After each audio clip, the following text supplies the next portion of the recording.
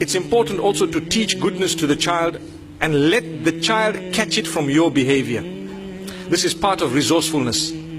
We've touched on it a little bit, but let the child catch it from your behavior. You know, how you treat your spouse, your child will treat his or her spouse in most cases. Some cases maybe not, but in most cases. So it's important for us, very, very important for us, to go out and to speak, or to make sure that the children that are witnessing us get the good example. They see, they learn from us. Go out of your way to address your spouse with respect, to utter words of goodness, words of love. Address with respect, you know. Listen to each other in a way that your children can see that, oh, when mom says something, dad gives it importance. So when I get married, I'm going to give what my wife says a lot of importance. Yes. Why? Because they learned it. They saw that it worked. And they saw that mom is smiling and happy, but mom is crying, depressed. When dad comes, he's in the living room watching TV. Mom says something, he doesn't give an answer. Then he starts screaming and yelling. Then he goes and complains to his friends on the phone, and he does this and so on. Children are watching. Believe me, they think that when you get married, well, she's just a worker.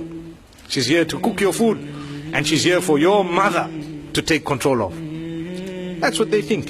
Really, in a lot of homes, mothers take control of wives, of their children. So if I get married and my mother takes control of who I'm married to, is that why you were married? Well, if that's the trend we're set, then obviously it's the wrong thing, it's the wrong trend.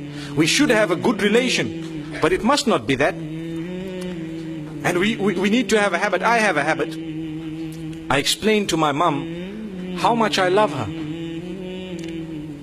And I tell her, look mom, this is a line. Here's a beautiful line. Please don't cross it. There you are. I love you so much. Nobody can take your place. But here's a line you don't cross, my beloved mom. These are my wives. You want to say something? Tell it to me. I'll tell them. I can say it in a better way. It happens. It works. And sometimes when there may be a misunderstanding, and misunderstandings do happen, we have to take control. And the children are watching us. They know what's happening. They can see. So dad comes in, you have to be a powerful figure with love, But you have to be someone who cannot be trampled over. Affection. Your mother must never feel that you don't love her. No, you do. But she must know that, you know what, you cannot come and boss around my wife, because that's my wife. And that doesn't mean I don't love you. I really do love you. Maybe you cannot word it how I'm wording it to you now, but in your own way you need to say things. Because parenting, and a successful parent can only be a successful parent when they have minimized their own issues. I've got issues in my home with a woman will tell you, I've got issues with my husband and with my mother-in-law and so on. How can you expect that woman to be a successful parent? There's going to be some form of shortage in her upbringing of her children, because she's busy with fighting her own battles.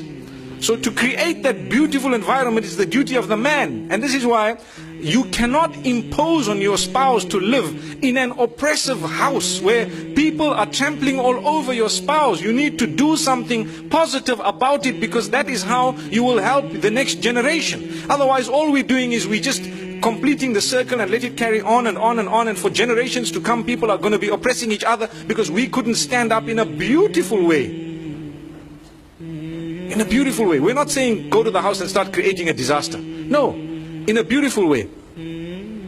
So it's important for us to know that, inshallah, and I know I've touched on it. It's a topic that might affect a lot of people, and people might appreciate what was said.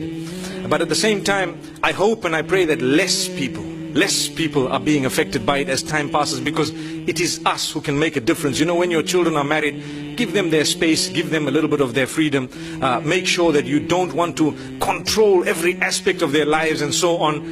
You should have already given them the skills to manage their own lives by the will of Allah subhanahu wa ta'ala.